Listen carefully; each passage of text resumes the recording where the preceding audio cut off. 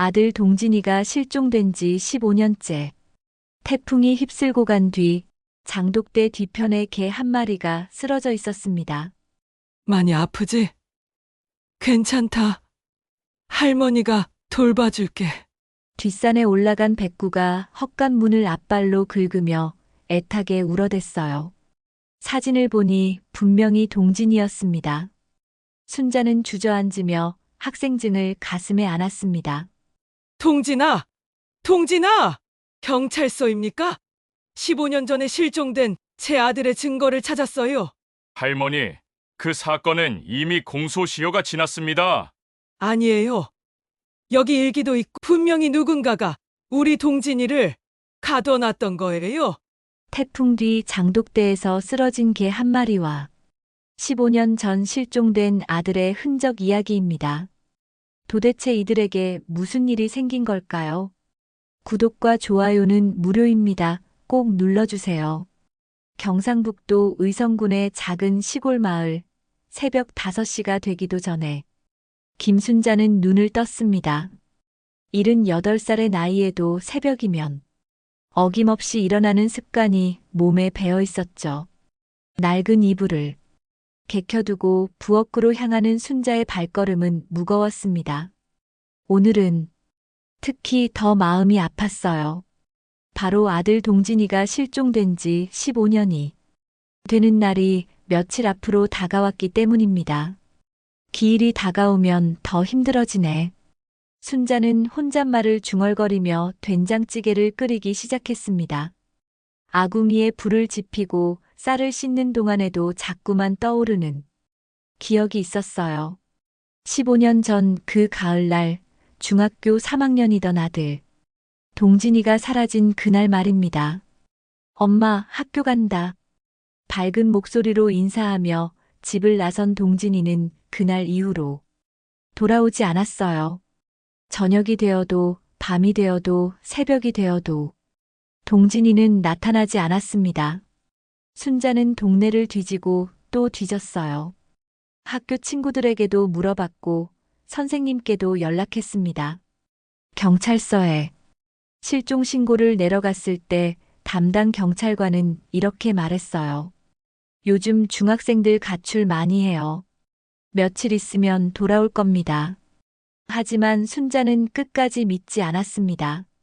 동진이는 그런 아이가 아니었거든요. 엄마 말을 잘 듣고 공부도 열심히 하고 집안일도 도와주는 착한 아들이었어요. 가출할 이유도 없었고 가출할 성격도 아니었습니다. 아침을 차려놓고 혼자 밥을 먹는 순자의 눈가에 이슬이 맺혔습니다. 매년 이맘때만 되면 더욱 힘들어지는 마음을 달랠 방법이 없었어요. 다른 집 아이들은 모두 자라서 결혼하고 손자까지 봤는데 순자에게는 아무것도 없었습니다. 동진이의 무덤도 없이 어떻게 제사를 지내야 할지 막막했어요. 그래서 순자는 매년 집 앞 장독대에서 절을 올렸습니다. 낡은 상을 하나 꺼내서 동진이가 좋아하던 음식들을 올려놓곤 했어요.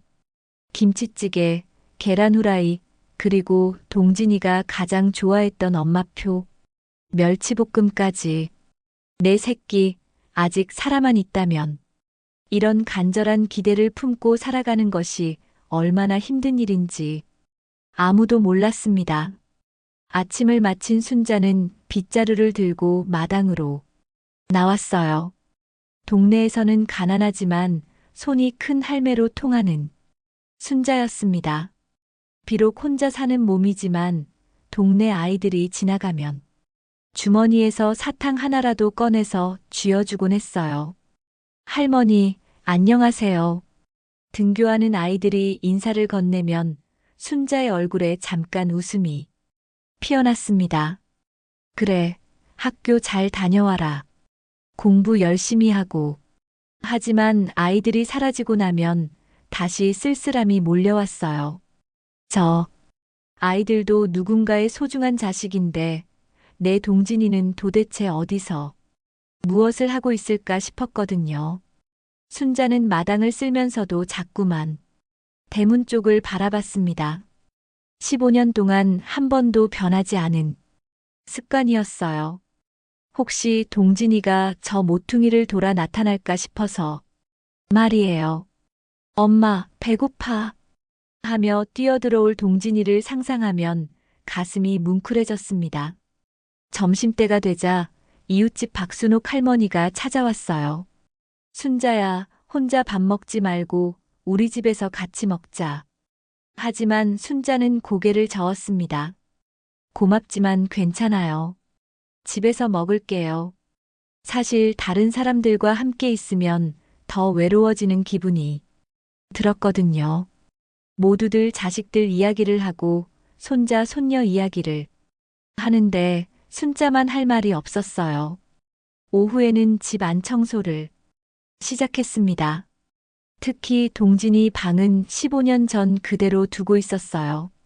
책상 위에는 중학교 교과서들이 그대로 놓여 있었고 벽에는 동진이가 좋아했던 축구선수 포스터가 붙어 있었습니다. 옷장에는 동진이의 옷들이 깨끗하게 걸려 있었어요. 가끔씩 옷들을 꺼내서 햇볕에 말리기도 했습니다. 동진이가 돌아왔을 때 곰팡이 냄새가 나면 안 되니까 말이에요. 동진아, 언제 돌아올 거냐? 순자는 동진이 책상에 앉아서 일기장을 펼쳤습니다. 실종되기. 며칠 전까지 동진이가 쓴 일기들이 그대로 남아 있었어요. 오늘 수학 시험을 봤는데 잘 못 본 것 같다. 엄마한테 혼날까봐 걱정이다. 친구들과 축구를 했는데 우리 팀이 이겼다. 기분이 좋았다. 엄마가 해주신 김치찌개가 정말 맛있었다. 세상에서 엄마 요리가 제일 맛있는 것 같다. 일기를 읽다 보면 순자의 눈물이 주르륵 흘러내렸어요. 이렇게 평범하고 행복했던 아이가 왜 갑자기 사라져야 했을까요? 저녁 때가 되자 순자는 장독대 앞에 무릎을 꿇고 앉았어요. 작은 협탁을 하나 가져다가 동진이를 위한 상을 차렸습니다. 밥 한 그릇, 국 한 그릇, 그리고 동진이가 좋아했던 반찬들을 정성스럽게 올려놓았어요. 동진아, 엄마는 여기 있다. 어디 있든 건강하게 살아있기만 해라. 하늘을 올려다보며 간절히 기도했습니다. 바람이 불어와 순자의 흰 머리카락을 흩날렸어요. 하늘에는 별들이 반짝이고 있었지만 순자의 마음은 캄캄했습니다. 그날 밤 순자는 잠자리에 들면서도 현관문을 한 번 더 확인했어요. 문고리를 살짝만 돌려놓았습니다. 동진이가 언제든 들어올 수 있도록 말이에요. 15년 동안 한 번도 문을 완전히 잠근 적이 없었습니다. 동진이가 돌아와서 문이 잠겨 있으면 어떻게 하겠어요? 이불을 덮고 누워서도 순자는 쉽게 잠들지 못했습니다. 바람 소리에도, 개 짖는 소리에도, 멀리서 들려오는 차 소리에도 귀를 기울였어요. 혹시 그 소리들 사이에서 동진이의 발소리가 들릴까 싶어서 말입니다. 동진아, 제발 돌아와라. 순자는 베개에 얼굴을 묻고 흐느꼈습니다. 15년이 지나도 여전히 아픈 마음이었어요. 시간이 약이라고 하지만 자식을 잃은 부모의 마음은 시간이 지나도 아물지 않았습니다. 그렇게 순자의 또 하나의 밤이 지나갔습니다. 내일도 모레도 이런 밤들이 계속될 것이었어요. 하지만 순자는 포기하지 않을 것입니다. 동진이가 돌아올 그날까지 마지막 숨을 거둘 때까지 기다릴 것입니다. 왜냐하면 그것이 엄마니까요. 그날 밤 내린 비는 새벽까지 이어졌습니다. 아니, 정확히는 태풍이었어요. 라디오에서는 계속해서 주의보를 내리고 있었고 바람 소리가 집을 흔들 정도로 거셌습니다. 순자는 평소보다 일찍 잠에서 깼어요. 뭔가 이상한 소리가 들린 것 같았거든요. 창밖으로 보이는 하늘은 여전히 먹구름으로 뒤덮여 있었고 마당은 온통 물바다가 되어 있었습니다. 태풍이 지나간 자리에는 나뭇가지며 온갖 쓰레기들이 흩어져 있었어요. 순자는 장화를 신고 마당으로 나갔습니다. 장독대 주변은 온통 진흙투성이었어요. 어젯밤 정성스럽게 차려놓았던 동진이를 위한 상도 비바람에 엉망이 되어 있었습니다. 아이고, 동진이한테 미안하네. 순자는 한숨을 쉬며 젖은 그릇들을 거두어 드렸어요. 그런데 그때 마당 한 구석에서 이상한 소리가 들려왔습니다. 끙끙, 끙. 처음에는 바람 소리인 줄 알았는데 자세히 들어보니 생명체의 신음소리 같았어요. 순자는 소리가 나는 쪽으로 조심스럽게 다가갔습니다. 장독대 뒤편 흙탕물이 깊게 고인 곳에서 하얀색 털덩어리가 보였어요. 자세히 보니 개 한 마리가 쓰러져 있는 거였습니다. 전신이 진흙으로 뒤덮여 있고 뒷다리 한쪽이 이상한 각도로 꺾여 있었어요. 개는 가쁜 숨을 쉬고 있었고 눈빛이 간절하면서도 어딘가 슬퍼 보였습니다. 어머나, 이 불쌍한 것 좀 봐라. 그런데 이상한 게 있었어요. 이게 어디서 본 것 같은 느낌이 드는 거예요. 순자는 고개를 갸웃하며 개를 자세히 살펴봤습니다. 중간 크기의 토종개 같았는데 하얀 털에 귀 끝부분만 살짝 검은색이었어요. 그런데 이 개의 눈빛이 범상치 않았습니다. 마치 사람처럼 지능적이고 뭔가를 말하고 싶어 하는 것 같았어요. 어디서 왔을까? 순자는 서둘러 집으로 들어가 큰 바가지에 따뜻한 물을 떠왔습니다. 그리고 깨끗한 수건도 가져왔어요. 개는 순자가 다가가도 도망가려 하지 않았습니다. 오히려 순자를 빤히 바라보며 뭔가를 호소하는 것 같았어요. 순자는 조심스럽게 개의 몸에 묻은 진흙을 닦아주기 시작했습니다. 물이 흘러내리자 순백색 털이 드러났어요. 정말 아름다운 개였습니다. 하지만 여윈 몸을 보니 오랫동안 제대로 먹지 못한 것 같았어요. 많이 아프지? 괜찮다. 할머니가 돌봐줄게. 순자가 개의 머리를 쓰다듬자 개는 눈을 감고 편안해하는 것 같았어요. 하지만 곧 다시 눈을 뜨더니 마을 뒷산 쪽을 향해 고개를 돌렸습니다. 그 방향을 보는 개의 눈빛이 심상치 않았어요. 마치 그곳에 뭔가 중요한 것이 있다는 듯이 말이에요. 거기 뭐가 있는 거니? 순자도 뒷산 쪽을 바라봤지만 안개에 가려 아무것도 보이지 않았습니다. 순자는 개를 안아서 처마 밑으로 옮겼어요. 비가 들이치지 않는 곳이었습니다. 그리고 집에서 헌 담요를 가져와 개 밑에 깔아주었어요. 개는 여전히 거친 숨을 쉬고 있었지만 순자의 보살핌에 조금씩 안정되는 것 같았어요. 순자는 부엌으로 가서 된죽을 끓이기 시작했습니다. 쌀을 푹 끓여서 부드럽게 만든 다음 닭고기까지 넣어서 영양가 있게 만들었어요.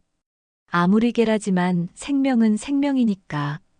된죽이 끓는 동안 순자는 다시 개를 보러 갔습니다.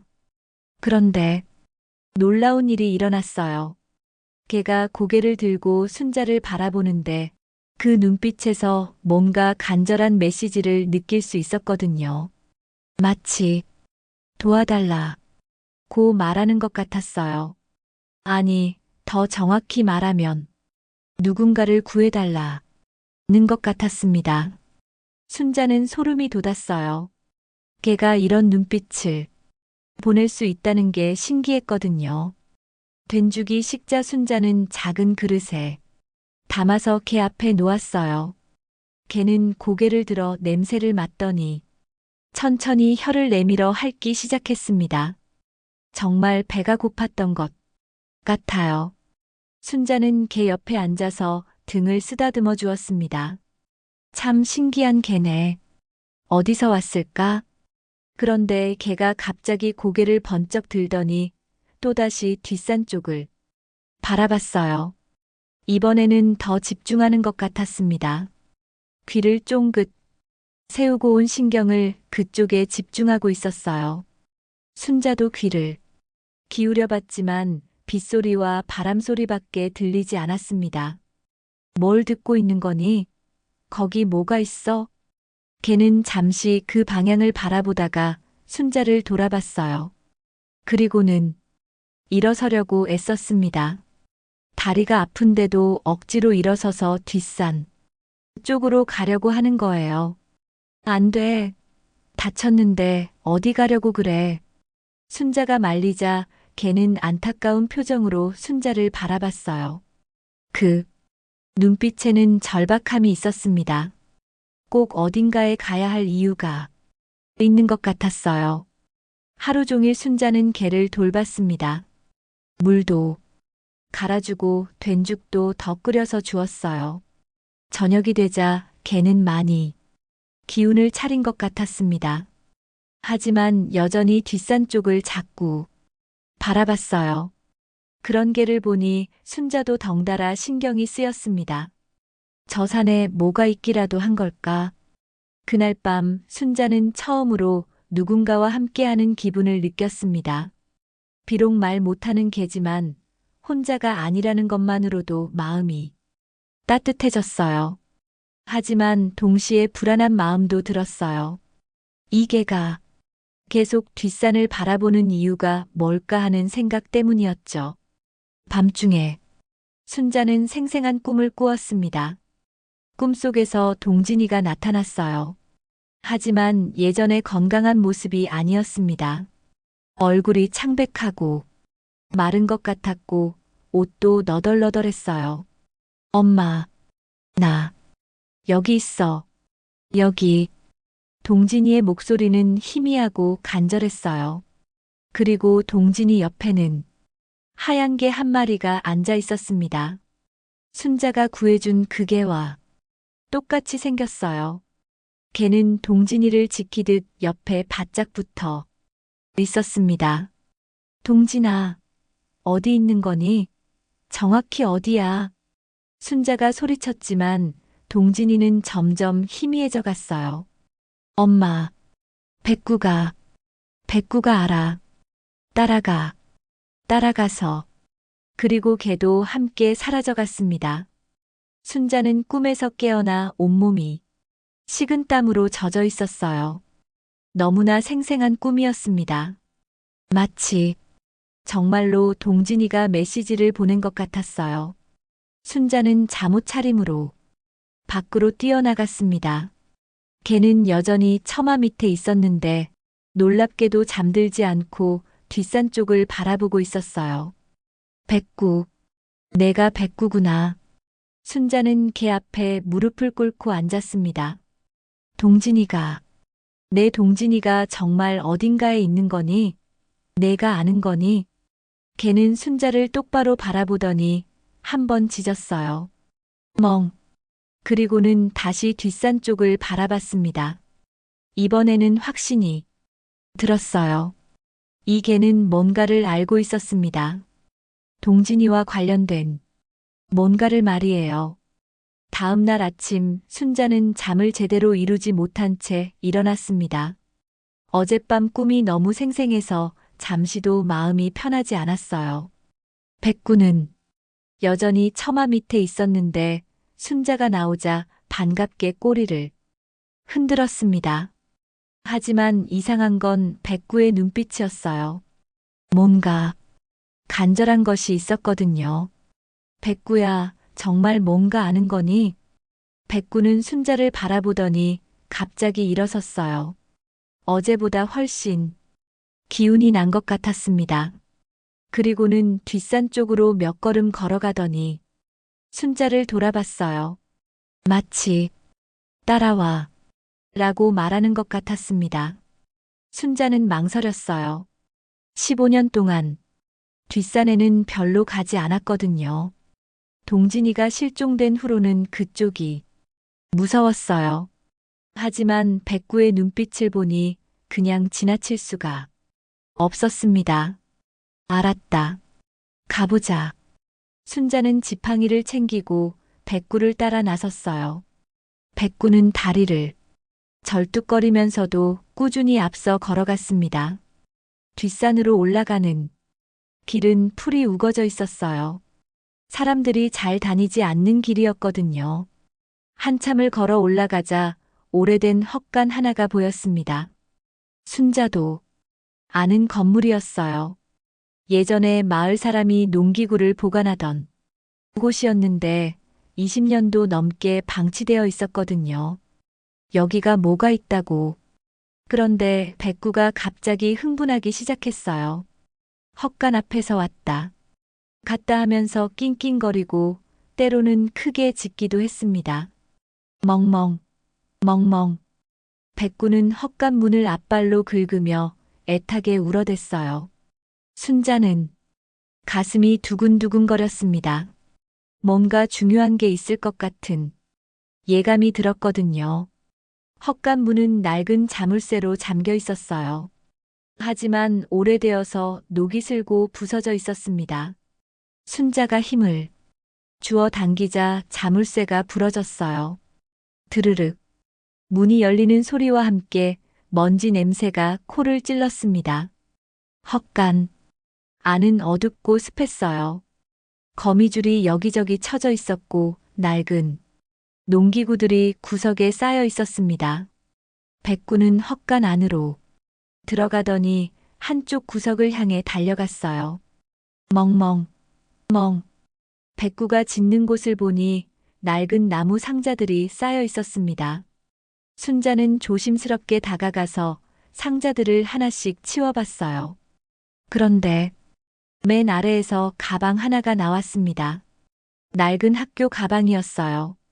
순자의 손이 덜덜 떨렸습니다.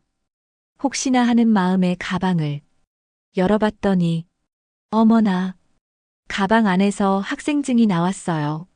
사진을 보니 분명히 동진이었습니다. 중학교 3학년 때 찍은 학생증이었어요. 순자는 주저앉으며 학생증을 가슴에 안았습니다. 동진아, 동진아. 눈물이 주르륵 흘러내렸어요. 15년 만에 동진이의 흔적을 찾은 거였습니다. 가방 안에는 학생증 말고도 다른 것들이 있었어요. 공책 몇 권과 연필, 그리고 손글씨로 빼곡히 쓰인 종이들이 있었습니다. 순자는 떨리는 손으로 종이를 펼쳐봤어요. 엄마 보고 싶다. 여기서 나가게 되면 꼭 엄마한테 가겠다. 엄마, 미안해요. 동진이의 글씨였어요. 순자는 더 이상 참을 수 없었습니다. 동진아, 여기 있었구나. 여기 있었어. 백구는 순자 옆에 바짝 붙어서 조용히 앉아 있었어요. 마치 순자의 마음을 이해하는 것 같았습니다. 순자는 다른 종이들도 읽어봤어요. 오늘로 40일째다. 그 아저씨가 밥을 주지 않는다. 배가 너무 고프다. 창고에 갇혀 있다. 문이 잠겨 있어서 나갈 수 없다. 엄마가 찾으러 올까? 백구라는 개가 있다. 나만큼 힘들어 보인다. 서로 의지하고 있다. 순자는 충격을 받았어요. 동진이가 누군가에게 감금되어 있었던 거였습니다. 그리고 백구라는 개와 함께 있었다고 했어요. 순자는 백구를 바라봤습니다. 내가 그 백구구나. 동진이와 함께 있었던. 백구는 순자를 바라보며 슬픈 표정을 지었어요. 그리고는 다시 헛간 안다른 곳을 향해 갔습니다. 구석진 곳에서 또 뭔가를 찾고 있었어요. 순자도 따라가서 살펴봤습니다. 그곳에는 쇠사슬이 있었어요. 끝부분이 부러져 있었습니다. 이게 뭐지? 그때 백구가 또다시 짖기 시작했어요. 하지만 이번에는 다른 곳을 향해서였습니다. 헛간 밖을 향해 짖고 있었어요. 순자는 급히 동진이의 물건들을 가방에 다시 넣고 백구를 따라 나갔습니다. 백구는 헛간에서 조금 떨어진 곳으로 가더니 땅을 파기 시작했어요. 뭘 파는 거니? 백구가 파는 곳에서 또 다른 물건이 나왔습니다. 동진이가 실종되던 날 신고 있던 운동화였어요. 순자는 그 운동화를 기억하고 있었습니다. 동진이가 생일 선물로 받은 운동화였거든요. 이것도 동진이 거. 순자는 모든 걸 가방에 넣고 서둘러 산을 내려왔어요. 마음이 급했거든요. 이 증거들을 경찰서에 가져가야 했어요. 집에 도착한 순자는 바로 전화를 걸었습니다. 경찰서입니까? 김순자입니다. 15년 전에 실종된 제 아들. 관련해서 중요한 증거를 찾았어요. 하지만 경찰서 담당자의 반응은 시큰둥했어요. 할머니, 그 사건은 이미 공소시효가 지났습니다. 그리고 증거라고 하셔도 아니에요. 분명히 중요한 거예요. 제발 한 번만 봐주세요. 순자는 간절히 부탁했지만 경찰은 별로 관심을 보이지 않았어요. 할 수 없이 순자는 직접 경찰서로 가기로 했습니다. 백구도 함께 데리고 갔어요. 경찰서에 도착한 순자는 당직 경찰관에게 가방을 보여주었습니다. 이것 좀 보세요. 제 아들 동진이 물건이에요. 경찰관은 건성으로 가방을 들여다봤어요. 할머니, 이건 그냥 오래된 학용품 아닌가요? 15년이나 지난 일인데. 아니에요. 여기 일기도 있고 분명히 누군가가 우리 동진이를 가둬놨던 거예요. 하지만 경찰관은 고개를 저었어요. 할머니, 마음은 이해하지만 이미 수사는 종료된 사건입니다. 그리고 이런 물건들로는 순자는 실망했어요. 경찰들은 전혀 믿어주지 않았습니다. 하지만 포기할 수 없었어요. 집으로 돌아온 순자는 백구에게 말했습니다. 백구야, 사람들이 안 믿어준다. 하지만 우리는 알고 있지? 동진이가 어딘가에 있다는 걸. 백구는 순자를 바라보며 꼬리를 살짝 흔들었어요. 그 눈빛에는 여전히 뭔가 더 말하고 싶은 게 있는 것 같았습니다. 경찰서에서 돌아온 순자는 마음이 무거웠습니다. 하지만 포기할 수는 없었어요. 동진이의 흔적을 찾은 이상 끝까지 진실을 밝혀내야 했습니다. 그날 저녁 순자는 백구와 함께 앉아서 동진이의 일기를 다시 천천히 읽어봤어요. 혹시 놓친 단서가 있을까 싶어서 말이에요. 백구가 아프다. 그 아저씨가 백구를 발로 찼다. 백구야, 미안해. 오늘 백구와 함께 도망치려고 했다. 하지만 실패했다. 그 아저씨가 더 화를 냈다. 순자는 눈물을 닦으며 백구를 바라봤어요. 너도 많이 힘들었구나, 백구야. 백구는 순자 곁에 바짝 붙어 앉아 있었어요. 그런데 갑자기 백구가 고개를 들더니 현관문 쪽을 바라봤습니다. 누군가 오는 소리가 들렸어요. 똑똑똑. 문을 두드리는 소리였습니다. 순자는 누가 이 늦은 시간에 찾아왔을까 싶어 문을 열어봤어요. 밖에는 젊은 여자가 서 있었습니다. 혹시 김순자 할머니시죠? 저는 희망동물보호단체에서 활동하고 있는 박미영이라고 합니다. 순자는 갑작스러운 방문에 당황했어요. 동물보호단체요? 네, 사실 오늘 할머니께서 경찰서에 오셨을 때 그 하얀 개를 봤거든요. 혹시 어디서 구하셨는지 궁금해서 찾아왔어요. 미영은 백구를 보더니 놀란 표정을 지었어요.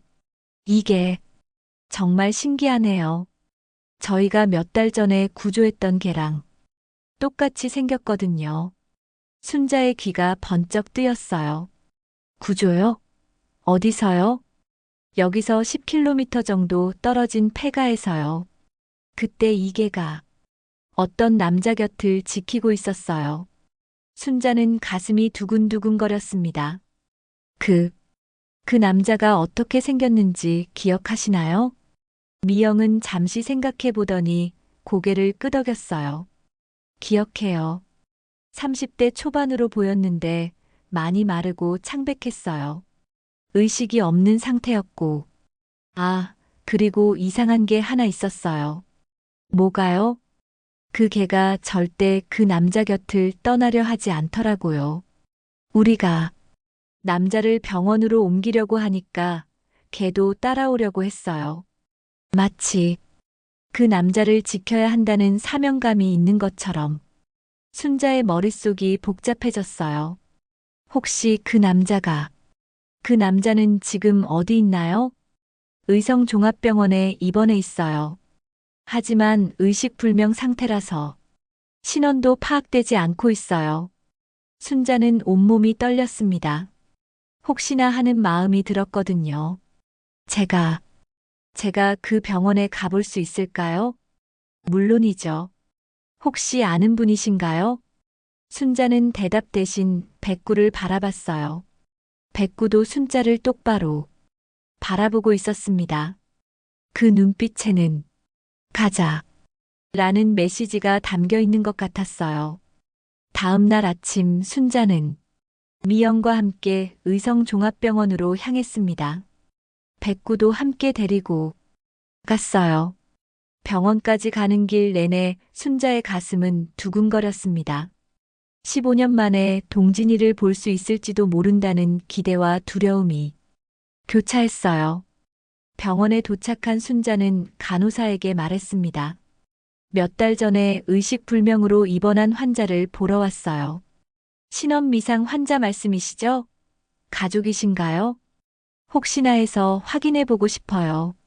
간호사는 순자를 3층 병실로 안내했어요. 복도를 걸어가는 동안 순자의 다리가 후들거렸습니다. 백구는 순자 곁에서 차분하게 걸어갔어요. 하지만 병실에 가까워질수록 백구가 흥분하기 시작했어요. 멍. 간호사가 깜짝 놀랐어요. 걔가 왜 이러죠? 잠깐만요. 순자는 백구를 달랬지만 백구는 계속 짖으며 어떤 병실 앞에서 멈춰 섰어요. 그리고는 문을 앞발로 긁기 시작했습니다. 이 병실인가 봐요. 간호사가 문을 열었습니다. 순자가 병실 안을 들여다보는 순간 온 세상이 멈춘 것 같았어요. 침대에 누워있는 남자의 얼굴을 보자마자 순자는 알 수 있었습니다. 동진아. 비록 많이 야위고 수염이 자란 모습이었지만 분명히 동진이었어요. 순자는 침대 옆으로 달려가 동진이의 손을 잡았습니다. 동진아, 엄마야. 엄마가 왔어. 하지만 동진이는 눈을 뜨지 않았어요. 의사가 들어와서 설명했습니다. 장기간 영양실조와 외상으로 인한 혼수 상태입니다. 언제 깨어날지는 확실하지 않아요. 순자는 동진이의 손을 꽉 잡고 울었어요. 동진아, 엄마가 늦었다. 정말 미안해. 그때 백구가 침대 옆으로 뛰어올라 동진이의 얼굴을 핥기 시작했어요. 멍. 간호사가 말렸지만 순자가 막았어요. 괜찮아요. 이게가 우리 동진이를 지켜준 거예요. 백구는 동진이의 손을 계속 핥으며 울어댔어요. 마치 일어나 라고 말하는 것 같았습니다. 그런데 놀라운 일이 일어났어요. 동진이의 손가락이 미세하게 움직인 거예요. 지금 손가락이. 의사가 급히 다가와서 동진이의 상태를 확인했어요. 뇌파에 반응이 있습니다. 의식이 돌아올 가능성이 있어요. 순자는 기뻐서 어쩔 줄 몰랐어요. 동진아, 들리니? 엄마 목소리가 들리니? 백구는 여전히 동진이 곁에서 떠나지 않고 있었어요. 15년을 기다린 이 순간 순자는 마침내 아들을 찾은 거였습니다. 하지만 동시에 새로운 궁금증이 생겼어요. 대체 누가 동진이를 이렇게 만든 걸까요? 그리고 동진이는 15년 동안 어디서 무엇을 했던 걸까요?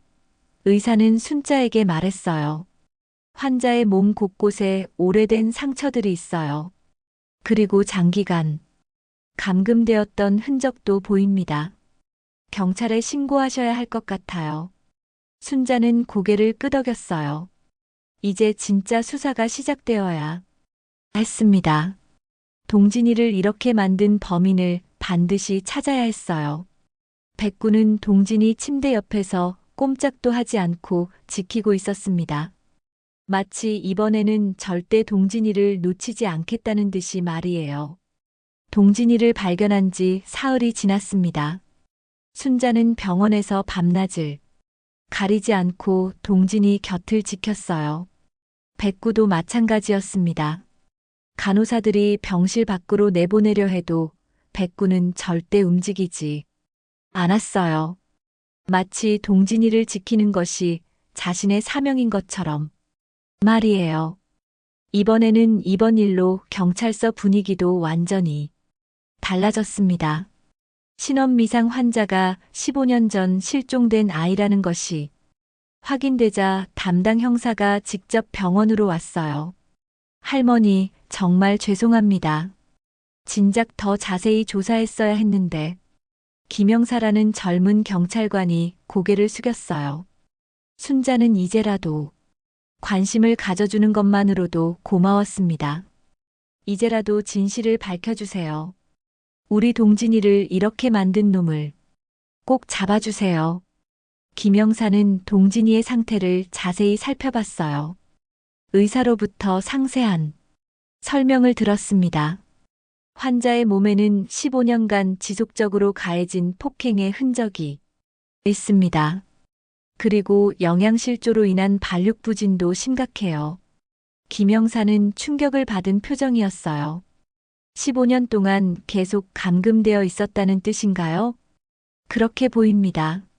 그리고 최근에 심한 외상을 입어서 의식을 잃은 것 같아요. 순자는 분노로 온몸이 떨렸습니다. 도대체 누가 이런 짓을. 그때 동진이의 손가락이 또다시 움직였어요. 백구가 즉시 반응했습니다. 멍. 의사가 급히 달려와서 동진이의 상태를 확인했어요. 뇌파 활동이 더 활발해지고 있어요. 곧 깨어날 수도 있습니다. 김영사는 기대에 찬 표정으로 말했어요. 환자가 깨어나면 증언을 들을 수 있을 텐데. 하지만 의사는 고개를 저었어요. 장기간 감금으로 인한 정신적 충격이 심각할 것 같습니다. 기억 장애가 있을 가능성도 높아요. 그날 저녁 순자가 동진이 손을 잡고 있을 때였어요. 갑자기 동진이의 입술이 미세하게 움직였습니다. 엄마. 너무 작은 소리여서 거의 들리지 않았지만 순자는 분명히 들었어요. 동진아. 순자가 소리치자 의료진이 몰려왔어요. 동진이의 눈꺼풀이 떨리더니 천천히 눈을 떴습니다. 엄마. 동진이의 첫 마디였어요. 순자는 기뻐서 울음을 터뜨렸습니다. 동진아. 엄마야. 엄마가 여기 있어. 동진이는 순자를 바라보더니 눈물을 흘렸어요. 엄마. 정말 엄마야? 그래, 엄마야. 엄마가 널 찾았어. 이제 괜찮아. 동진이는 백구를 보더니 희미하게 웃었어요. 백구야. 백구는 꼬리를 흔들며 동진이 얼굴을 살살 하차주었어요. 15년 만에 재회였습니다. 의사는 동진이의 상태를 확인한 후 김영사에게 말했어요. 환자가 안정되면 조심스럽게 증언을 들어볼 수 있을 것 같습니다. 하지만 무리하면 안 돼요. 김영사는 고개를 끄덕였어요. 며칠 후 동진이의 상태가 조금 호전되자 김영사가 조심스럽게 질문을 시작했습니다. 동진아, 천천히 기억나는 대로만 말해도 돼. 무리하지 마. 동진이는 힘겹게 입을 열었어요. 학교, 가는 길에 아저씨가 어떤 아저씨였니? 키 크고 안경 쓴 선생님 같았어요. 김영사는 메모를 하며 계속 물어봤어요. 그 아저씨가 널 어디로 데려갔니? 창고, 어두운 창고, 문이 잠겨 있었어요. 동진이는 말하는 것조차 힘들어했어요. 순자가 동진이의 손을 꽉 잡아주었습니다. 그 아저씨 이름을 알고 있니? 최 선생님이라고 했어요. 김영사의 눈빛이 번뜩였어요. 최 선생님, 혹시 성함을 정확히 기억하니? 최민호. 그렇게 불렀어요. 김영사는 즉시 수사에 착수했어요. 최민호라는 이름으로 주변을 수소문하기 시작했습니다. 며칠 후 놀라운 사실이 밝혀졌어요. 최민호는 15년 전 동진이가 다니던 중학교 근처에서 과외를 하던 전직 교사였다는 것이었습니다. 할머니 찾았습니다. 최민호, 현재 61세. 과거에도 아동 관련 전과가 있었어요. 순자는 분노로 떨었어요. 그놈이 우리 동진이를 현재 폐가에서 혼자 살고 있다고 합니다. 바로 체포하러 가겠습니다. 김영사는 즉시 수사팀을 이끌고 최민호의 거주지로 향했어요. 하지만 현장에 도착했을 때 최민호는 이미 달아난 후였습니다. 집 안에서는 여러 아이들의 사진과 일기장들이 발견됐어요.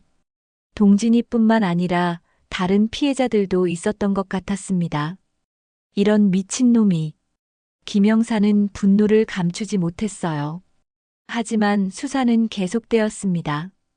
최민호의 행적을 추적하기 시작했어요. 며칠 후 드디어 최민호가 인근 도시에서 붙잡혔습니다. 체포 소식을 들은 순자는 안도의 한숨을 쉬었어요. 드디어 잡혔구나. 동진이도 범인이 잡혔다는 소식을 듣고 조금 안정된 모습을 보였어요. 이제 괜찮을까요? 순자는 동진이를 꽉 안아주었어요. 그래, 이제 괜찮아. 엄마가 지켜줄게. 백구도 있고. 백구는 두 사람 곁에서 조용히 꼬리를 흔들고 있었어요. 15년간이 악몽이 드디어 끝나는 순간이었습니다. 하지만 동진이의 치료와 회복은 이제 시작이었어요. 긴 시간이 걸리겠지만 순자는 끝까지 동진이를 돌볼 각오가 되어 있었습니다. 그리고 백구도 영원히 함께할 거였어요. 최민호가 체포된 지 일주일이 지났습니다. 동진이의 상태는 조금씩 나아지고 있었지만 15년간의 상처는 쉽게 아물지 않았어요. 어떤 날은 악몽을 꾸며 깨어나서 소리를 지르기도 했습니다. 그럴 때마다 순자와 백구가 동진이 곁을 지켜줬어요. 김영사는 매일 병원을 찾아와 수사 진행 상황을 알려줬습니다. 할머니, 최민호가 자백했습니다. 동진이뿐만 아니라 다른 아이들도 피해를 입었다고 해요. 순자는 주먹을 불끈 쥐었어요. 그 악마 같은 놈이 다른 아이들까지 지난 20년 동안 총 6명의 아이들을 감금했다고 합니다. 동진이가 가장 오래 갇혀 있었어요. 동진이는 이 이야기를 들으며 고개를 떨어뜨렸어요. 다른 아이들은 어떻게 됐나요? 김영사는 안타까운 표정으로 말했어요. 2명은 탈출에 성공했고 1명은 안타깝게도 더 이상 말할 수 없었어요. 순자는 동진이를 꽉 안아주었습니다. 우리 동진이는 살아서 돌아왔으니까 그걸로 됐어. 이제 암만 보자. 하지만 동진이는 계속 자책했어요. 제가 더 일찍 도망쳤으면 다른 아이들도. 아니야, 동진아. 내 잘못이 아니야. 그때 백구가 동진이 침대로 올라와서 동진이 품에 안겼어요. 백구의 따뜻함에 동진이가 조금 진정되는 것 같았습니다. 며칠 후 놀라운 소식이 들려왔어요. 최민호에게 감금되었다가 탈출한 다른 피해자가 병원을 찾아온 것이었습니다. 현재 대학생인 박준호라는 청년이었어요. 동진이 형 맞죠? 저 기억하세요? 동진이는 준호를 보자 눈물을 흘렸어요. 준호야, 살아있었구나. 형이 저를 도와주셔서 도망칠 수 있었어요. 그때 형이 자신을 희생해서. 준호는 당시 상황을 설명했어요. 동진이가 최민호의 관심을 끌어서 준호가 탈출할 시간을 벌어줬다는 것이었습니다. 그래서 형은 더 오래 갇혀있게 된 거예요. 쟤 때문에. 동진이는 고개를 저었어요. 아니야, 내가 도망쳐서 다행이야. 정말 다행이고. 준호는 순자에게도 깊이 고개를 숙였어요. 어머니, 정말 죄송해요. 제가 경찰에 신고했어야 했는데 너무 무서워서. 순자는 준호의 손을 잡아주었어요. 괜찮다, 아가. 너도 어린아이였는데 얼마나 무서웠겠니? 살아서 돌아온 것만으로도 고마워. 준호는 동진이에게 또 다른 소식을 전했어요. 형, 그리고 백구 기억하세요? 백구가 형을 얼마나 지켜줬는지. 응, 기억해. 백구가 없었으면 나도 버티지 못했을 거야. 사실 백구는 처음에 제게였어요. 제가 감금되었을 때 백구도 함께 잡혔거든요. 그런데 제가 도망칠 때 백구는 형 곁에 남겠다고. 동진이는 백구를 바라보며 눈물을 흘렸어요. 그래서 백구가 나를 그렇게 지켜준 거구나. 백구는 동진이와 준호를 번갈아 보며 꼬리를 흔들었어요. 마치 둘 다 자신의 주인이라는 듯이 말이에요. 준호는 계속 이야기했어요. 제가 도망친 후에도 백구 걱정을 많이 했어요. 그리고 형 걱정도. 신고를 해야 한다는 생각은 늘 했지만 그 사람이 보복할까봐. 김영사가 준호에게 말했어요. 준호 씨 증언 덕분에 최민호의 죄상이 더 명확해졌어요. 무기징역도 가능할 것 같습니다. 순자는 안도의 한숨을 쉬었어요. 하지만 동시에 마음이 복잡했어요. 아무리 무거운 형을 받아도 동진이가 잃어버린 15년은 돌아오지 않을 테니까요. 며칠 후 동진이는 퇴원할 수 있게 되었어요. 의사는 말했습니다. 신체적으로는 많이 회복됐어요. 하지만 정신적 치료는 계속 받으셔야 합니다. 순자는 고개를 끄덕였어요. 네, 천천히라도 우리 동진이 마음의 상처를 치료하겠어요. 집으로 돌아가는 길, 동진이는 차창 밖을 바라보며 말했어요. 엄마, 세상이 많이 바뀌었네요. 정말 그랬어요. 15년 전과는 모든 게 달라져 있었습니다. 집에 도착한 동진이는 자신의 방을 보고 놀랐어요. 엄마, 제 방이 그대로네요. 그럼 내가 돌아올 걸 믿고 있었으니까. 동진이는 책상에 앉아서 15년 전 자신이 쓴 일기를 읽어봤어요. 정말 어렸네요. 그때 저는. 순자는 동진이 어깨에 손을 올려주었어요. 이제부터가 진짜 시작이야.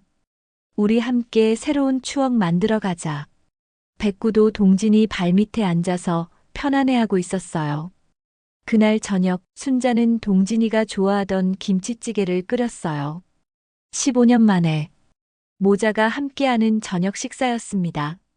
맛있어요, 엄마. 정말 그리웠어요. 많이 먹어라. 살도 좀 찌우고. 동진이는 밥을 먹으면서도 가끔 주위를 살폈어요. 아직 완전히 안심하지 못하는 것 같았어요. 하지만 백구가 곁에 있고 순자가 있으니까 조금씩 마음을 놓는 것 같았습니다. 그날 밤 동진이는 악몽을 꾸며 깨어났어요. 안 돼, 안 돼. 순자가 급히 달려와 동진이를 안아주었어요. 괜찮아, 동진아. 엄마가 여기 있어. 이제 안전해. 백구도 침대로 올라와서 동진이를 달래주었어요. 동진이는 한참을 떨고 나서야 진정됐어요. 엄마, 언제쯤 괜찮아질까요? 시간이 걸리겠지만 분명히 괜찮아질 거야. 엄마가 끝까지 도와줄게. 그렇게 순자와 동진이 그리고 백구의 새로운 시작이 시작됐어요. 15년의 아픔을 치유하는 긴 여정이었지만 이제는 혼자가 아니었습니다. 동진이가 집으로 돌아온 지 한 달이 지났습니다. 순자는 매일 동진이와 함께 병원에 가서 정신 치료를 받았어요. 백구도 항상 함께 했습니다. 의사는 동진이의 회복 속도가 빠르다고 말했어요.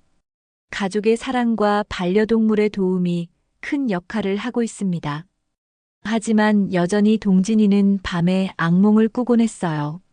그럴 때마다 순자와 백구가 곁에서 달래주었습니다. 어느 날 김영사가 중요한 소식을 가지고 찾아왔어요. 할머니, 최민호 재판 날짜가 정해졌습니다. 동진이가 법정에서 증언을 해야 할 것 같아요. 동진이는 긴장한 표정을 지었어요. 제가 할 수 있을까요? 순자가 동진이의 손을 잡아주었어요. 괜찮아, 엄마가 함께 있을게. 그리고 백구도 김영사는 덧붙여 설명했어요. 동진이 증언이 있어야 최민호를 확실히 처벌할 수 있어요. 다른 피해자들을 위해서도 중요합니다. 동진이는 한참 고민하더니 고개를 끄덕였어요. 할게요. 다른 아이들이 더 이상 피해를 당하지 않도록. 재판 당일 순자는 동진이와 함께 법원에 갔어요. 백구도 특별히 허락을 받아 함께 갔습니다. 법정 안은 많은 사람들로 가득했어요. 기자들도 많이 와 있었습니다. 동진이는 증인석에 앉으면서 떨고 있었어요. 백구는 동진이 발밑에 조용히 앉아 있었습니다. 판사가 동진이에게 말했어요. 편안하게 천천히 말씀해 주세요. 동진이는 떨리는 목소리로 증언을 시작했어요. 저는 중학교 3학년 때 최민호에게 납치당했습니다. 법정 안이 조용해졌어요. 동진이는 계속 말했습니다. 그 사람은 저를 어두운 창고에 가뒀어요. 15년 동안 동진이의 목소리가 떨렸지만 끝까지 증언했어요.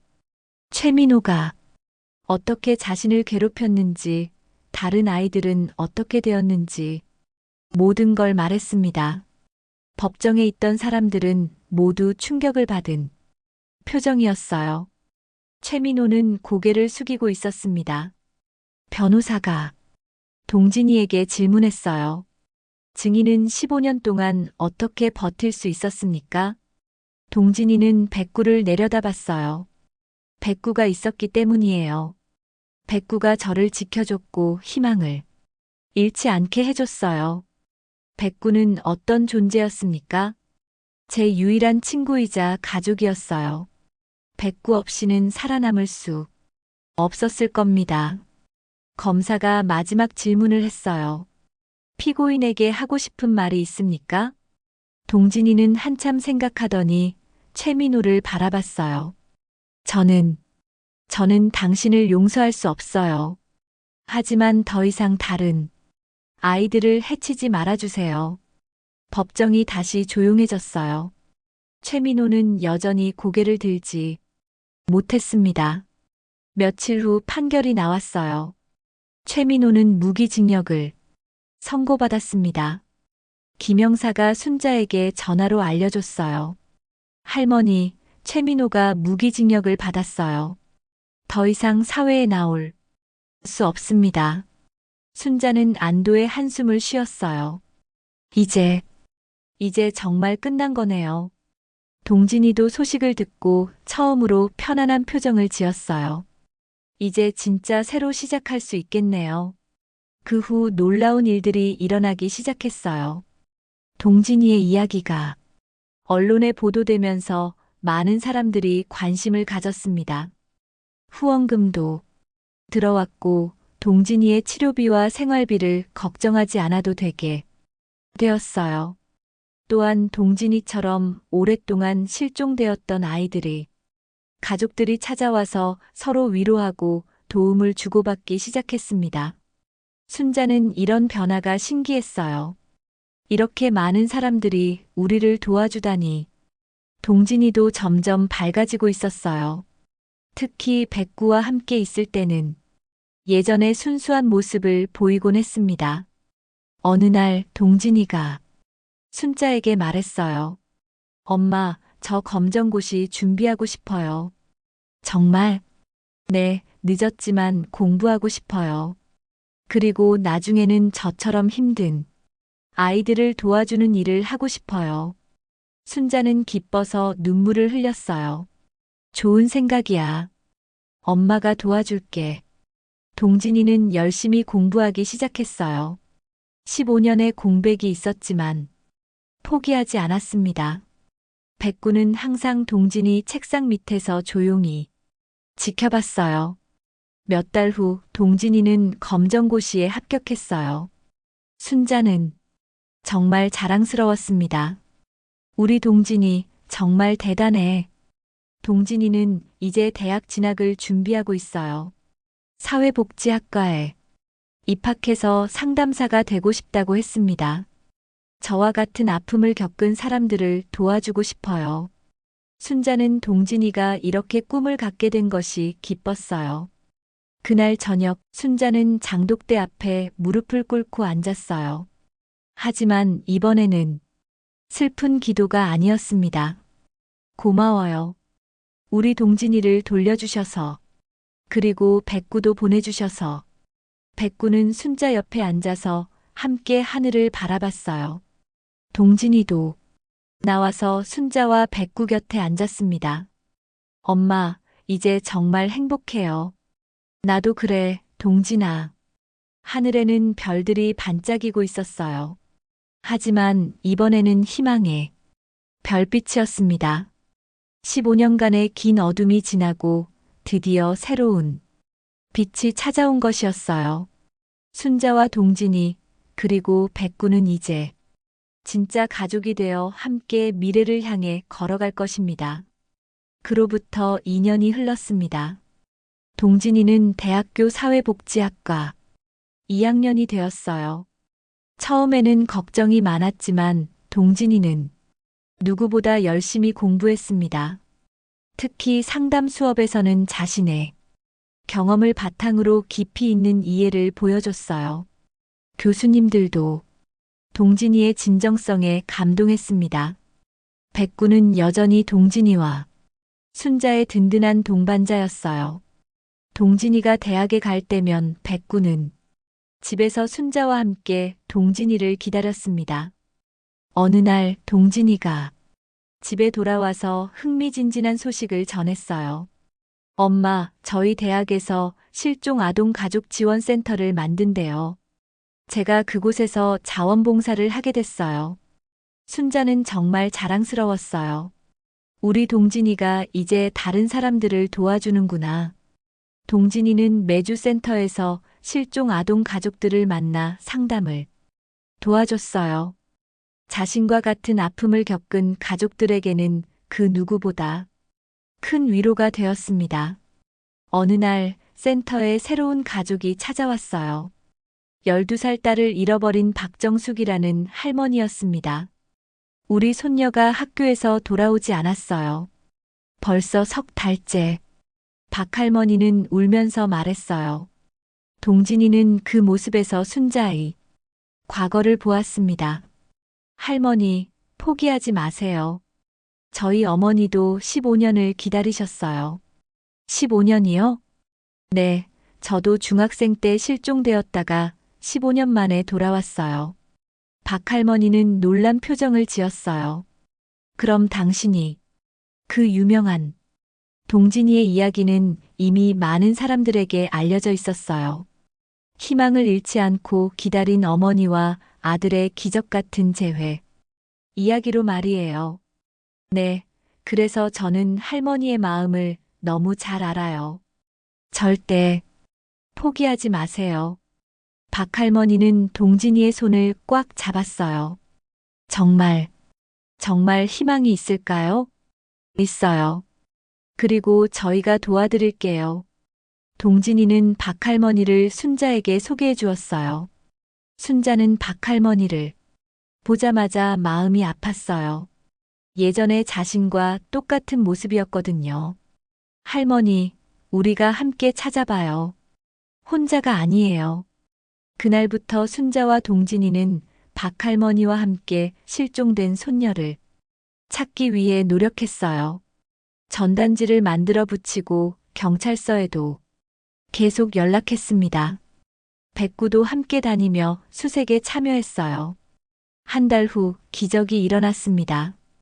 인근 도시에서 박할머니 손녀가 무사히 발견된 것이었어요. 다행히 큰 다치지 않았고 가해자도 체포됐습니다. 할머니, 연지가 찾아졌어요. 동진이가 전화로 소식을 전하자 박할머니는 기뻐서 울음을 터뜨렸어요. 정말요? 정말 우리 연지가? 네, 지금 병원에 있어요. 빨리 가세요. 박할머니가 병원으로 달려가는 모습을 보며 순자는 2년 전 자신의 모습을 떠올렸어요. 그때의 그 간절함과 기쁨을 말이에요. 그날 저녁 박할머니가 손녀 연지와 함께 순자의 집을 찾아왔어요. 연지는 조금 놀란 듯 했지만 건강해 보였습니다. 정말 고맙습니다. 동진이 오빠와 할머니 덕분에 포기하지 않을 수 있었어요. 순자는 연지를 보며 흐뭇했어요. 다행이야, 정말 다행이고. 동진이는 연지에게 백구를 소개해 주었어요. 이 친구가 백구야.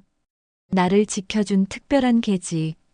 연지는 백구를 쓰다듬으며 말했어요. 고마워, 백구야.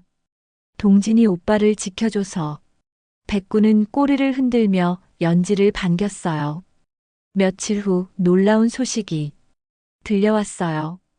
동진이의 활동이 알려지면서 정부에서 표창을 준다는 것이었습니다.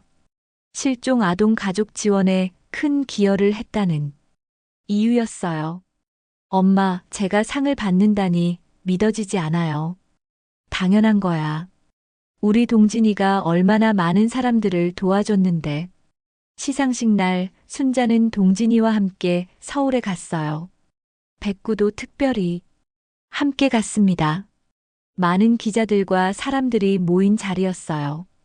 동진이가 상을 받을 때 순자는 눈물을 흘렸습니다. 15년 전 실종되어 절망에 빠졌던 한 소년이 이제는 다른 가족들에게 희망을 주는 사람이 되었습니다.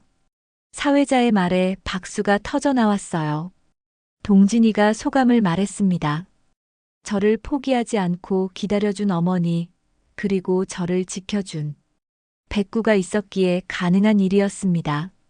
앞으로도 더 많은 가족들에게 희망을 전하겠습니다. 그날 밤 호텔에서 순자와 동진이는 창밖을 바라보며 대화를 나눴어요. 엄마, 정말 기적 같아요. 이 모든 일들이. 그래, 정말 기적이야. 하지만 포기하지 않았기에 일어난 기적이지. 백구는 두 사람 사이에 누워서 편안해하고 있었어요. 집으로 돌아온 후 동진이는 더욱 열심히 활동했어요. 실종 아동 예방, 교육도 하고 가족 상담도 늘려갔습니다. 순자는 동진이를 도우며 센터에서 자원봉사를 했어요. 백구도 치료견으로 활동하며 상처받은 아이들을 위로해 주었습니다. 어느 날 저녁 순자는 장독대 앞에 앉아서 하늘을 바라봤어요. 동진이와 백구도 함께였습니다. 동진아, 내가 돌아온 지 벌써 2년이네. 네, 정말 빨리 지나간 것 같아요. 이제 정말 행복하구나. 네, 엄마. 그리고 앞으로는 더 많은 사람들과 이 행복을 나누고 싶어요.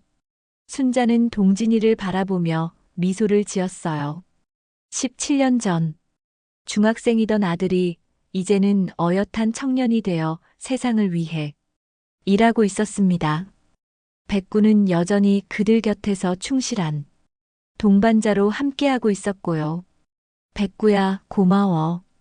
우리 동진이 지켜줘서. 백구는 순자를 바라보며 꼬리를 흔들었어요. 마치 당연한 거예요. 라고 말하는 것 같았습니다.